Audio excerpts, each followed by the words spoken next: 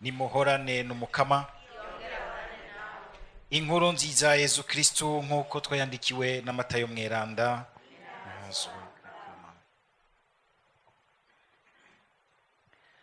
Muri irya minsi Yesu yabariye abigishwa biwe n'ishengero ry'abantu ati, mwarumvise iryavuzwe ngo ntuzosambane. Jewe ndababwiye nti, uzoramuka aravye umugore w'uwundi amwipfuza mu mutima wiwe yamaze gusambana nawe. None rero ijisho ryawe ry'iburyo rigutirimukije rirandure urite kure, wopfa mu bikimuga hakumubiri wawe wose uko wakabaye wotabwa mu nyenga. Naho ni watirimutswa n'iminwe y'iburyo yice uyite kure, wopfuma ubikimuga hako wogenda wese mu nyenga.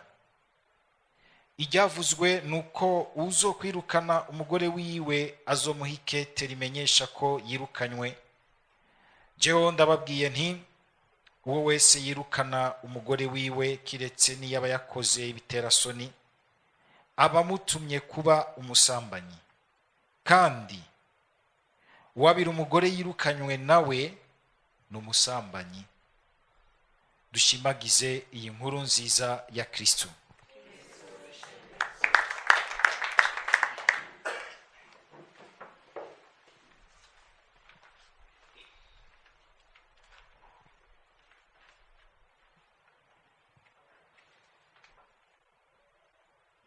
Paulo mu gisomwa ca mbere aratuyagiye ingene ububasha bw'Imana, urukundo rw'Imana, inguvu z'Imana zikora mu magara make y'umuntu zikama zitsinda, aho womenga umuntu agiye gutsindwa, aho womenga umuntu agiye kunanirwa, ariko kubera ko igihe aba ari kumwe n'umukama, Imana ikigaragaza ikamutsindira, ikamutambutsa, ikamushira hejuru y'ivyo vyose umenga vyagomba kumumira, vyariko birazana urupfu mu buzima bwiwe. Imana ikamuzura. Nico Imana ishaka rero. N'igihe Imana ishobora kuremesha uriko arababara ku izina ryayo, canke uriko arababara n'ubundi kugira ngo agaruke mu izina ry'Imana, agaruke mu mukama, suko womenga Imana iraryoherwa n'umuntu ababara, ahubwo ikiryohera nuko kuko tumenya kuyakira no mu bubabare bwacu, bigaheza bikadufasha gutsinda ivyo vyose vyogomba guca vyoga ku bubabare bwacu ngo bidutsindeyo, biduhezeyo. Mbere kenshi bubabare buzova kukungene n'ubundi umuntu afise ahagarukiriza. Umuntu n'umunyantege nke ntashobora kwikiza ububabare bwose ngo bikunde, ntashobora kugira ngo yofata imiti yose ntagware, ntashobora kugira ati noshobora kuguma nibungabunga, nisige, nimonore, nge neza, mfata amatizane yo kwisa, amakomplema yose yo muri aloe vera yahe kugira ngo ntihagira n'akankanyari kaza. Ntibikunda. Haragira igihe ikintu cyatanguye kikaza kirahera, ariko twumvise ikintu gikomeye cyane, yangabire y'Imana dutwaye muri twebwe, ryatunga ry'umuco w'Imana riri mu mutima wacu, iryo ntiripfa. Murantunga suko mutokwibungabunga ngo mugerageze gufata utuntu twose, mugume musesuka, mugume musohoka hajya tugira tutaracarimwo, naho indanura wobora kahezura umujegere harabusanga bisiga inyuma, gasanga inyuma asa neza, mugabo agiye kwa muganga ibintu bamutora. Aho nabatinya kuja kwa muganga ati hamwe muganga bimbwiye noca mwera, mugabo muri kumwe murumanya, ahubwo byizeyo bikubwira kugira ngo urabe ingene ubigabanya cyangwa ubihagarika ari bishoboka. Hari abantu mutinya kuja kwa muganga ngo wambwiye ko ngwaye ngo ncamfa, mugabo uri kurapfuta bizira umuntu uzobona uhenuka nk'igiti kiriwe n'umuswa. Ntimwumve mvuga gutyo ngo niko nanje nkunda kuja kwiruka kwa muganga gose. Ariko nukugira ngo tumenye yuko ubukomezi, ubwiza, ivyo nogira nti dutangarira inyuma byoba byiza ari ibintu kandi biri imbere mu muntu. biri indani mu muntu, ubwiza n'ubukomezi bw'Imana itubamwo. Hanyuma kumbura inyuma ushobora gusanga uriko uraca ahantu hagoye, uriko uraca ahantu hagoye, uriko urababara, urarusha ingwara canke iki, ibibazo binabiriya ugasanga vyarakumaze, watanguye kumera umushatsi wera ku myaka 30, abandi uza ku myaka 60, ariko indani muri wewe ni kubera yuko hari intambara z'urukundo rwana, ugomba yuko ibintu vyofata inzira nziza bikanenaza Imana, umuco w'Imana ukaba mu mitima y'abantu. Hari abantu bafise imvi zirimwo agaciro gakomeye. Mwumvise Zaburi ingene ivuga ngo urupfu rw'abakunzi b'Imana, rw'abishimira Imana, ngo ruri n'agaciro mu maso y'Imana. Hari uburuhe bufise agaciro mu maso y'Imana, hariho imvi zifise agaciro mu maso y'Imana, n'izindi mvi zitagira agaciro kandi mu maso y'Imana, zazindi mugenda kwishirisha nko muri Samo, aho muruzi ubona kiri muto ugasanga afise imishatsi yera. Ntushaka imvi, naho zoramuka ziza woca ukoma induru. Zijya ntibaze ko zifise agaciro kandi mu maso y'Imana. Hari ibintu bifise agaciro mu maso y'Imana kuko birimwo rwa rukundo rw'Imana rurondeza ubuzima busumbirije bwiza mu maso y'Imana no muri ubu buzima busanzwe bwa misi yose. Paulo hari ikintu yavuze ati, mbere ngo turatwaye gugwisha Yezu Kristo umubiri wacu kugira ngo Yezu aninahazwe no mu mubiri wacu. Umubiri wacu wagenewe gutwara ininahazwa ry'Imana. Ariko tunumvise yuko mu nkuru nziza Yezu abaye nk'utugabisha ati, burya urashobora gusanga muri mwebwe no mu mibiri yanyu hatari inahazwa ry'Imana, hariho ivyipfuzo by'ubusambanyi, ivyipfuzo by'amaso, bigatuma mudashobora gutwara neza urukundo rw'Imana muri mwebwe. Ni ibintu uyu munsi bikeneye kuzirikanwa rwose, kuko uyu munsi urashobora gusanga n'ivyo vyipfuzo biba no mu bantu basenga kandi ukamenga turabitorera. Ugasanga no mu migenderanire y'ubutumwa abantu barazi gucanamwo mu kinywabi, bakaza baradragana, bakaza baragira utuntu. Ibikunda kwa Yezu. Cyo gituma giza ati, mbere urakeneye kuhafata ingingo ikomeye, nimba ari igisho ryawe ribituma rinogora urite. Hamwe twabikora uko Yezu bivuze, kunyene vyanditse ku karongo, bamwe bakunda uturongo, abo sigara bafise amaso yose bo babangana. Ati, nimba ari ukuboko kwawe, murazi ko amasi yamaze gufatwa, ukuboko guca gutangura jaho kabakaba guce.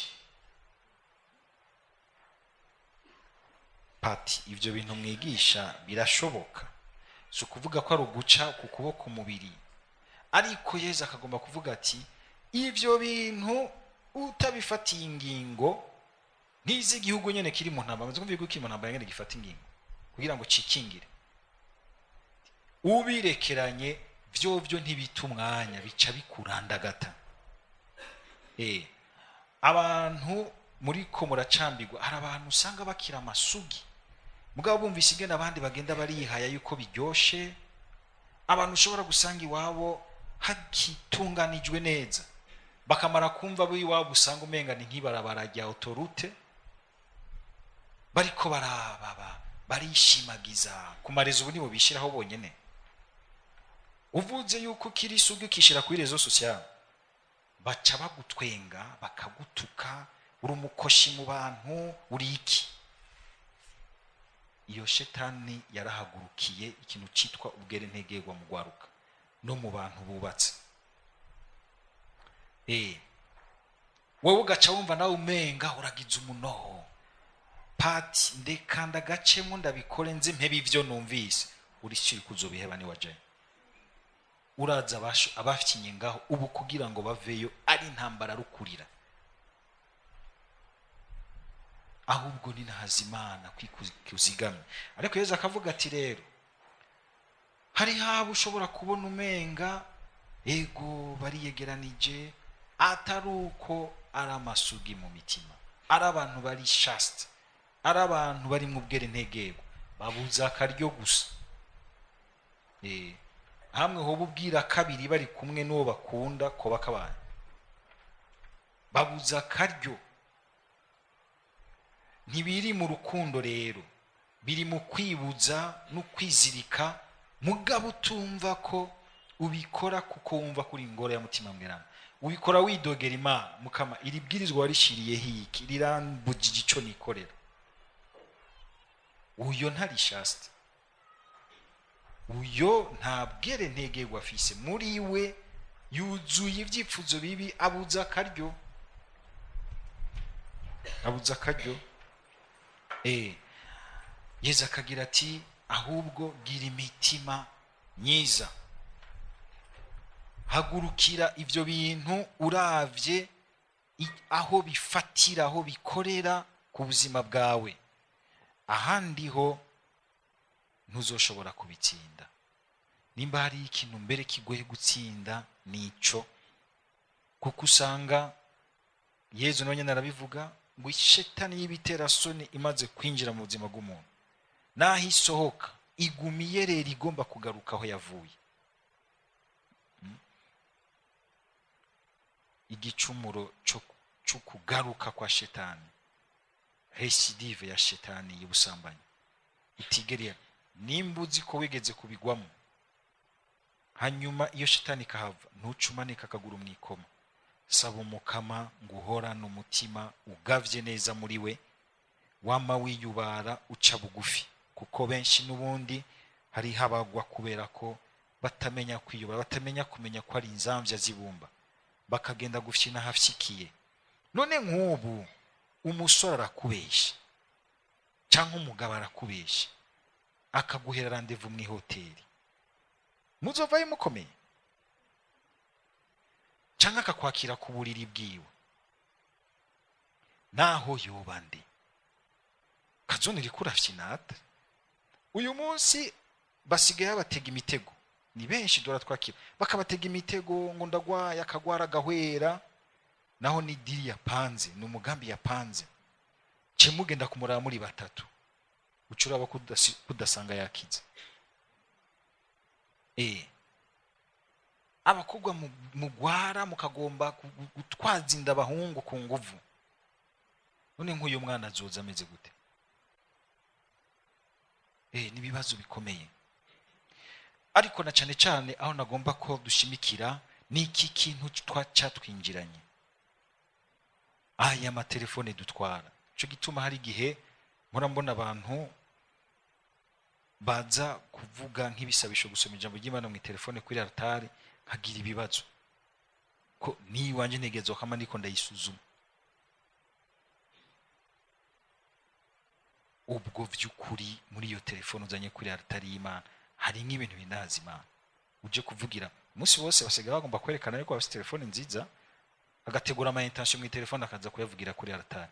Ubwo urazi biriyo vyose, urazi bya bintu mura murungikirana mu ijoro, ifoto ruri gusundungikire bicanganye n'ijambo ry'Imana ukazana kuri altari.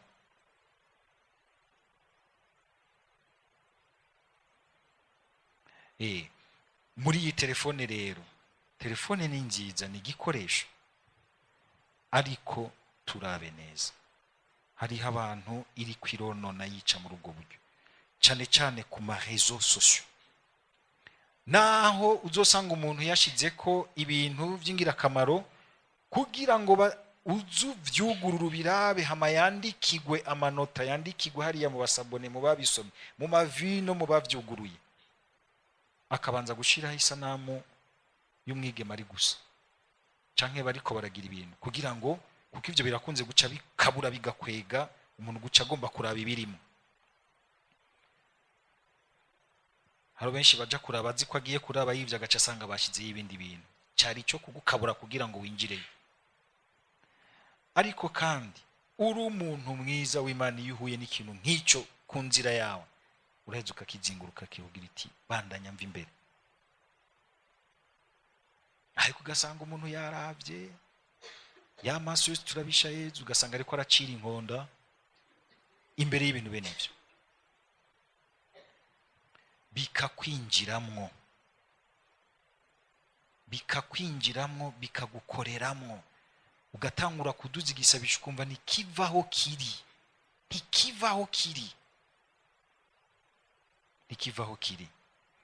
Tugabe babantu mwinjirana amatelefone hariya mu mashuka mugiye kuryama. Pay attention. Abavyeyi muraba abana banyu, kingira abana hakiri kare. Hariho amaprograme mushobora gushira mu telefone yabo mukaca muya bloka mu telefone yabo ntashobore kugira. Ntibabandanye baraba ibintu mwijoro mukibaza ngo umwana araryama ari mu biharadabu bitagira uko bingana. Hari n'amashetani uyu munsi atwinjiramwo aciye muri ekran ya telefone. Yego cyane, yego gose tugabe. None rega shetani sinyama ni mpemu. Impemu zirashobora guca mu ruhome zigaseruka hariya. Twiyubare duce bugufi dusaba Mukama aduha inguvu zo kwama tuzibukira ivyo bintu kandi tugafashanya kubikira. Gufashanya rero kuko n'abandi nabo usanga muri abo bantu usanga umenga barabifise muri bo mugabo umenga babuza akaryo. Hari abantu ubona umenga bama bariko baracunganwa n'abandi. Abonye n'umuntu avuganye n'uwundi agaca yibaza ngo nivyo bariko baravugana. Abonye umuntu agiye kuramutsa uwundi agaca ati nivyo agiyemwo. Kubera yuko burya mu bisanzwe niko bimurimwo muri we.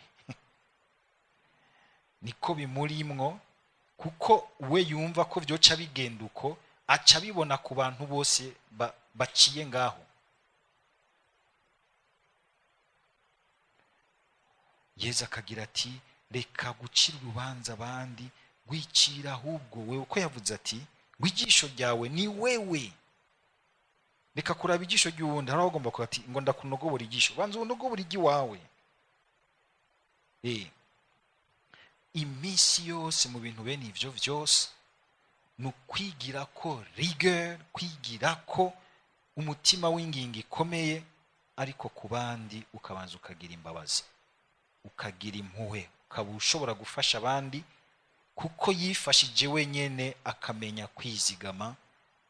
Kwigira ko rigueur mu bwiza no mu buntu bw'Imana, akaziga mu bwiza n'ubuntu bw'Imana muri we. Murumva aya majambo ngene Yesu yavuze, ariko tuyasubize mu kungene Yesu araba ico kintu mu buzima bwacu bwose. Murazi ingene yamanye impuhwe n'imbabazi ku bantu be nabo, ko ari abantu benshi usanga bari muri ivyo bagwana barondera ingene bo bivamwo. Abo Yesu arababona akumva bamuhimbaye nubwo baba bakiriko baragwa bavyuka. N'abandi ahubwo umenga barihayagiza, nakazi kawe ndaraba ntibize biguherane. N'abandi umenga bigira abacunzi b'abandi muri bene ivyo baticunga bo nyene, abo harazi igihe bagashobora gutemba. Umukama aduhe kwama tubaho tuziko dutwaye inema yiwe nko mu nzamvya zibumba, bidufashe guca bugufi, bidufashe kwama twifata kw'ingingo nziza zidutuma twiyubara, kandi bidufashe gushobora no kunganira n'undi wese iyo bari kwarondera inzira y'Imana muri iyo ntumbero ugomba kuvayo. Amen.